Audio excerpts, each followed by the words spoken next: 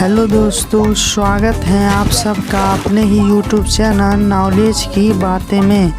दोस्तों, आज हम एक ऐसे शख्स के बारे में आपको बताएंगे जो हमेशा आज़ाद था और मरने के बाद भी आज़ाद ही रहा। जी हाँ दोस्तों, I am talking about Chandrashekhar Azad. तो चलिए शुरू करते हैं। भारत के महान क्रांतिकारी चंद्रशेखर आज़ाद का जन्म 23 जुलाई 1906 को मध्य प्रदेश के अलीराजपुर रियासत के बावरा नामक गांव में हुआ था। उनके पिता का नाम श्री सीताराम तिवारी और माता का नाम श्रीमती जगरानी देवी था। आज़ाद से पूर्व उनके 3 और भाई हुए थे, परंतु उनमें से एक भाई सुखदेव को छोड़कर शेष दोनों अकाल मृत्यु के ग्रास बन गए थे। आज़ाद के जन्म के समय उनके माता पिता अत्यंत प्रसन्न हुए, परंतु साथ ही उन्हें काफ़ी चिंता भी हो रही थी, क्योंकि जन्म के समय आज़ाद का वजन बहुत कम था। माता पिता अपनी संतान को अधिक से अधिक आराम और सुविधा के साथ पालना चाहते थे, परंतु उनकी आर्थिक स्थिति उनकी इस इच्छा के आड़े आती थी।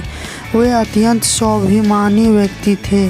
भूखे रहने की स्थिति में भी उन्होंने कभी किसी से कुछ मांगने की चेष्टा नहीं की।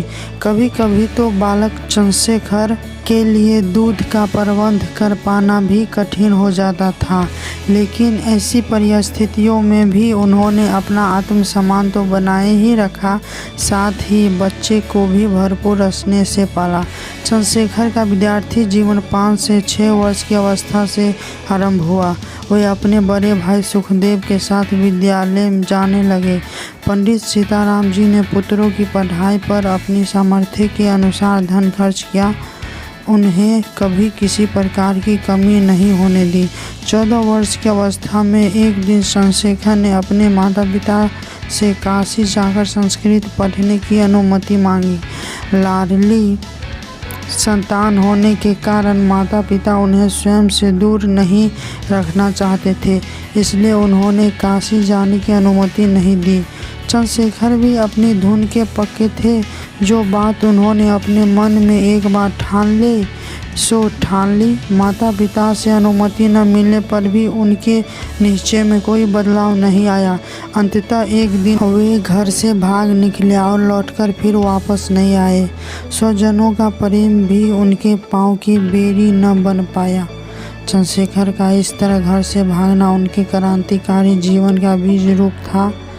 काशी पहुंचकर उन्होंने अपने माता पिता को अपनी कुशलता का पत्र लिखा। उन्होंने लिखा था कि आप लोग मेरी किसी भी प्रकार की चिंता न करें। मैं यहाँ पढ़ने के लिए आया हूँ। आपके आशीर्वाद से यहाँ ठीक ठाक हूँ। उस समय पूरा देश गुलामी की बेड़ियों में जकड़ा हुआ था। देश अपना था, परंतु शासन विदेशियों का था। उनका अत्याचार दिन व दिन बढ़ता ही जा रहा था। भारतीय जनता का बावजूद उनकी नज़र में कीड़े मकोड़े से ज़्यादा नहीं था, जिसे कुचलने का वे कोई न कोई अवसर तलाशते ही रहते थे। सन 1919 में पास हुआ रॉलेट एक्ट भी इसी बर्बरता की एक कड़ी था, जिसके द्वारा भारतीयों के मौलिक अधिकारों का हनन किया जा रहा था। पूरे भारत में इस पर तीव्र प्रतिक्रिया हुई। पंजाब भी इससे अछूता नहीं रह पाया। इसी रॉलेट एक्ट के विरोध में एक सभा हो रही थी, जिसमें लगभग 20,000 भारतीय उपस्थित थे, जिनमें बच्चे बूढ़े स्त्री पुरुष सभी थे। सभा शांतिपूर्वक चल रही थी। अचानक जनरल डायर ने आकर अपने सैनिकों को निर्दोष जनता पर गोलियां चलाने का आदेश दे दिया। अचानक हुए इस हमले के कारण लोगों को संभलने तक का अवसर नहीं मिला। बाग से निकलने का केवल एक ही रास्ता था और उस पर जनरल डायर साक्षात नरपिशाच बना खड़ा था। इस दुर्घटना में लगभग 1000 निर्दोष भारतीयों की निर्मम हत्या कर दी गई। इस घटना से पूरे देश में क्षोभ का वातावरण उत्पन्न हो गया। काशी में अध्ययनरत चंद्रशेखर को इस घटना का समाचार मिला। इस बर्बरतापूर्ण कृत्य से किशोर चंद्रशेखर का खून खौल उठा। उस समय उनकी आयु मात्र 13 वर्ष की थी। अनुभव की परिपक्वता आयु का बंधन स्वीकार नहीं करती। 13 वर्ष की अवस्था सामान्यतः बचपन की होती है, परंतु विदेशी बंधन और आए दिन की बर्बरतापूर्ण घटनाओं से समय बच्चों से उनका बचपन भी छीन लिया था। किशोर चंद्रशेखर यह सब देखकर छटपटाहट का अनुभव कर रहा था। स्वयं को अधिक समय तक देश सेवा से दूर रख पाना अब उसके लिए असंभव था। और क्या था, दिन बीतता गया और चंद्रशेखर का क्रांतिकारी में गहरा संबंध हो गया। एक दिन की बात है, अचानक चंद्रशेखर आजाद ने देखा कि सामने कुछ दूरी पर अनगिनत पुलिस कर्मियों ने घेरा डाल दिया था। दरअसल विश्वासघाती वीरभद्र तिवारी ने ही लालच में आकर आजाद को पकड़वाने की योजना बनाई थी। आजाद ने जैसे तैसे अपने साथी को तो निकाल दिया, परंतु अब उनके भागने का कोई रास्ता नहीं था। आजाद ने जिधर देखा उधर पुलिस ही पुलिस थी। पुलिस ने सीधे ही गोलियों की बौछार शुरू कर दी। पुलिस सुपरिंटेंडेंट नाटबाथर ने आगे बढ़ते हुए कहा, हैंड्स अप। जवाब में आजाद की गोली उसके हाथ में लगी और वह बुरी तरह घायल हो गया। अपने अफसर को घायल होता देख पुलिस अंधाधुंध गोलियां बरसाने लगी।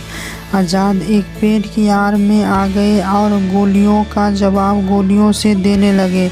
आजाद की गोलियों से पुलिस के कई अफसर और सिपाही घायल हो गए। लगभग 20 मिनट तक दोनों ओर से गोलियां चलती रही। आखिर आजाद अकेले इतने सारे सिपाहियों का मुकाबला कब तक करते। लड़ते लड़ते आजाद की गोलियां समाप्त होने को आ गई। वे समझ गए कि बच निकलना मुश्किल है, लेकिन वे किसी दुश्मन के हाथों मरना नहीं चाहते थे। जब उनकी पिस्तौल में अंतिम गोली बची तो उन्होंने अंतिम बार मृत भूमि को चूमकर उसे प्रणाम किया और पिस्तौल अपनी कनपट्टी से लगाकर गोली चला दी। इस प्रकार आज़ाद ही रहे, हुए जिए भी आज़ाद और मरे भी आज़ाद। ओके दोस्तों, ऐसे ही वीडियो के लिए आप हमारा चैनल सब्सक्राइब कर लीजिए, लाइक कर दीजिए और शेयर कर दीजिए। फिर मिलेंगे हम अगले वीडियो में। Okay bye.